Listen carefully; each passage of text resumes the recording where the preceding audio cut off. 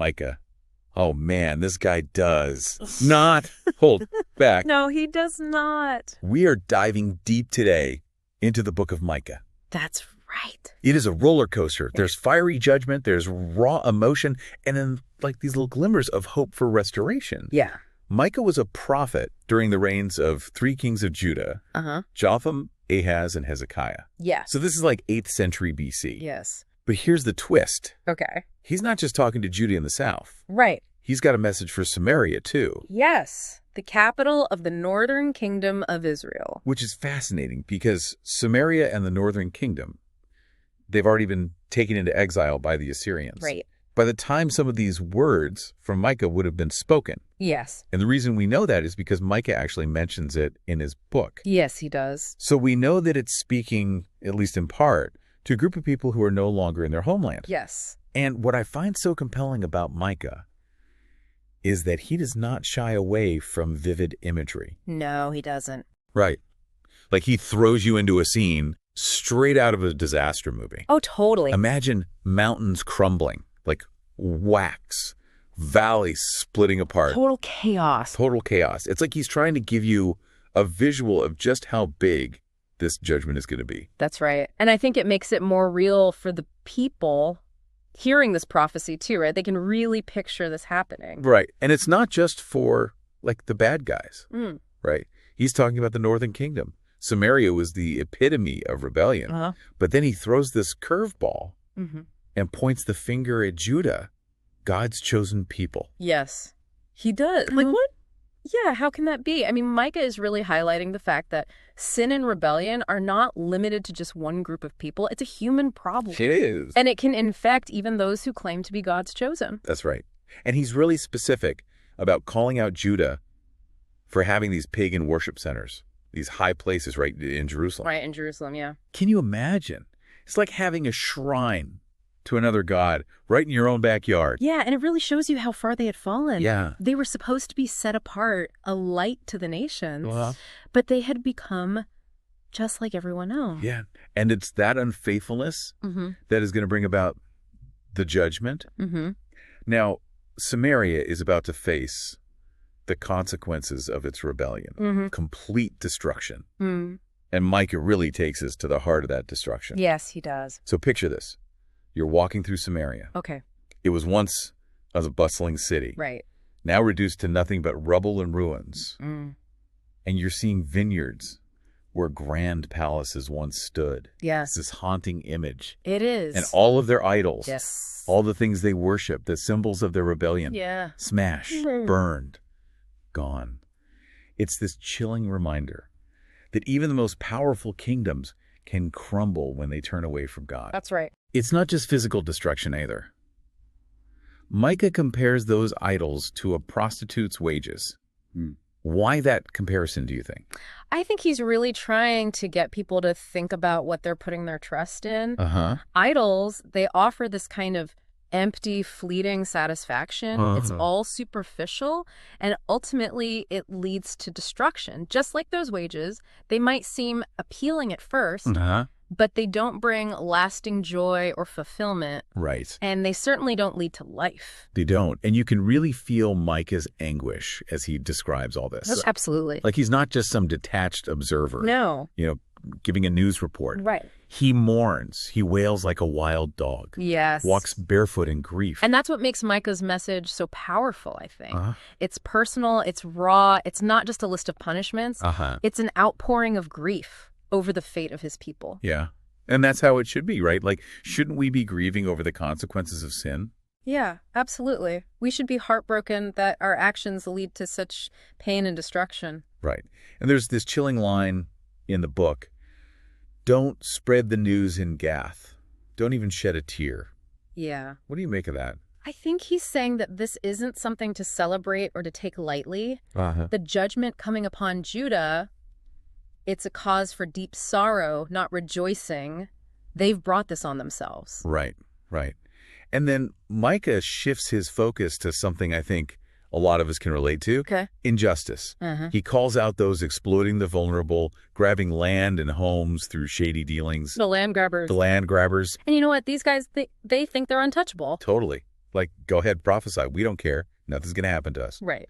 But Micah warns them that their ill-gotten gains will be stripped away, their security shattered. Divine poetic justice. Divine poetic justice. And then he takes aim at the false prophets, the ones who preach for profit, offering soothing words of peace, only to those who can line their pockets. That's right. It's a classic case of telling people what they want to hear. Exactly. Not what they need to hear. Right. And Micah draws this sharp contrast between himself and those false prophets. Yeah. He's filled with the Lord's Spirit, speaking truth to power, confronting both Jacob and Israel with their sin, regardless of whether they pay him or not. Right. It's a powerful message of authenticity and integrity. It is. And then Micah throws us another curveball. Oh, I like curveballs. He's got a lot of them. This gutsy prophet dares to ask, what does God really want from us? Yeah. Because it's got to be more than just going through the motions of these empty rituals and sacrifices. Yeah, like you can't just show up at the temple, offer a few sacrifices, and think you're good with God. Exactly. It's about more than just outward actions. Yeah. Your heart has to be in it too. And Micah provides the answer to his own question. It's justice. It's faithfulness and humility. These aren't just nice-sounding words. No. These are the foundations of a life lived in alignment with God's will. Yeah, it's a reminder that true faith goes beyond just religious practices. Absolutely. It's about how we treat each other. Yes. How we live our lives every single day. And then, amidst all this talk of judgment and destruction, Micah offers a glimmer of hope. Okay, I like those. Right. He paints this beautiful picture of God gathering the remnants of Israel, reuniting them. Okay. Like sheep in a fold. Oh, safe and protected. Safe and protected. Even in the midst of their unfaithfulness, God's love and compassion shines through. Yeah.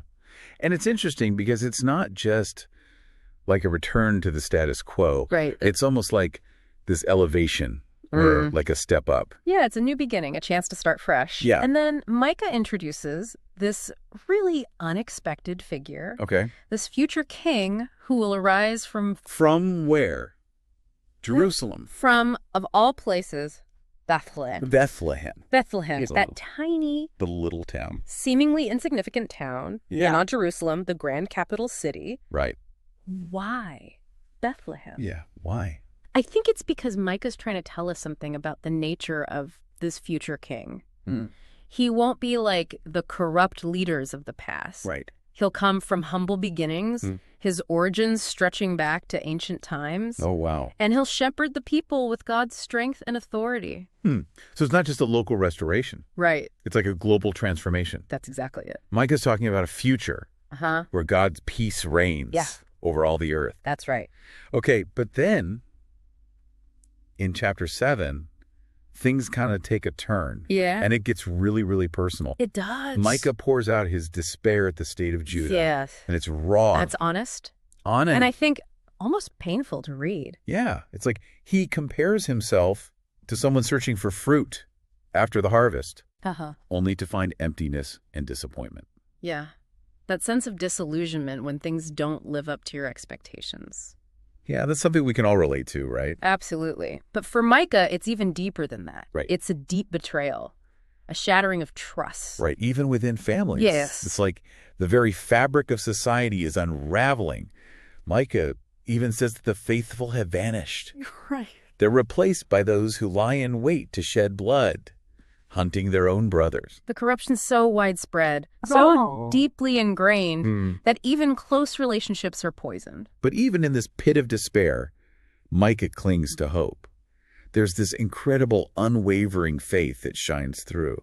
Yeah, he says, but I will keep watching for the Lord. I will wait for the God who delivers me. My God will hear my lament. Yeah, it's this powerful reminder that even when we're surrounded by darkness, God is still there, waiting to act. That's right. And then almost like stepping out of that darkness, Micah shifts back to that vision of a brighter future. He describes a day when Jerusalem's walls will be rebuilt, her boundaries expanded, and people will stream to Zion from all corners of the earth, seeking God's instruction. It's like this complete reversal of the destruction and despair he described earlier. Right. It's like watching a flower bloom in a barren wasteland. Yeah, I like that. And then He uses one of the most powerful images, I think, in the entire book. Oh, what is it? Transformed weapons, swords beaten into plowshares, spears into pruning hooks. It's a picture of lasting peace. Right. A world where nations no longer train for war, but dwell securely under their own vines and fig trees. That is a beautiful image. It is, isn't it? It's an image that resonates deeply, especially in our world today. Absolutely. Where conflict and violence seem so prevalent, Yeah. Micah's message gives us hope that a different kind of world is possible. Yeah. A world where peace and justice prevail. And finally, we come to Micah's closing prayer. This breathtaking reminder of God's unyielding character, his enduring love and faithfulness. Micah leads you through judgment and despair, and then lifts you up with this incredible message of hope. Even after all the heartache and betrayal, he focuses on this core truth: God forgives. It's amazing how he can walk you through that. Yeah. Then, boom, hope. Yeah, You know? and think about it. The people Micah was speaking to, they had messed up big time. Oh, yeah. They turned away from God, embraced idolatry, exploited the vulnerable. The whole 9 yards. But even then, even in the face of their rebellion, God's love remained steadfast. He longed to forgive them, to restore them to a right relationship with him. It's powerful. It is. But he doesn't just offer a quick fix No. or sweep their sins under the rug. No, there are consequences. Uh-huh. Micah makes it clear. There will be consequences for their actions. But ultimately, God's desire is to heal and restore. So it's like tough love. Yeah, it's like a parent disciplining a child. Yeah. The discipline is necessary. It's meant to teach and correct. But the love behind it never wavers. Right. And that's what Micah emphasizes. God pardons rebellion. He delights in showing loyal love, and he will conquer evil, hurling our sins into the depths of the sea. Wow. It's a promise of ultimate victory, not just over our enemies, but over the very forces that seek to destroy us. What a powerful image, like watching all the darkness and pain of the world being swallowed up by this vast ocean of God's love and mercy. Yeah. It makes you realize that no matter how far we stray, God's love is always there, ready to draw us back to make us new. That's the heart of Micah's message, and the key takeaway for us today. Okay, what is it? If God can forgive and restore a nation as deeply flawed as Israel, Right. what does that mean for us? Yeah. Where do we see echoes of Micah's message in our own world? Well, look around. The themes Micah grapples with: injustice, greed, abuse of power, false prophets, leading people astray. These are timeless issues. They're still happening all around us today in different forms, but the core issues remain the same. It's like Micah is holding up a mirror to our own society, challenging us to examine our own hearts, to see where we've fallen short, where we've compromised our values, where we've turned a blind eye to injustice. And just like in Micah's time, we're faced with a choice. Do we give in to the darkness, to cynicism and despair? Or do we hold on to that glimmer of hope, that belief in a God who can heal and restore, even when it seems impossible? Micah's message is a call to action. It is. It's not just ancient history. It's a living, breathing word that speaks to us today. It urges us to be the change we want to see in the world, to fight for justice, to live with integrity, and to trust in a God whose love never fails, even in the face of our own failings. So as we go back into our own world, let's carry Micah's words with us. Let's be the ones who promote justice, who act with integrity, who stand up for the vulnerable, and who point others to the God who offers hope, even in the darkest of times. Well, thank you for joining us on this deep dive into the book of Micah. We hope you found it challenging, insightful, and ultimately hopeful. We'll see you next time for another deep dive into a new topic.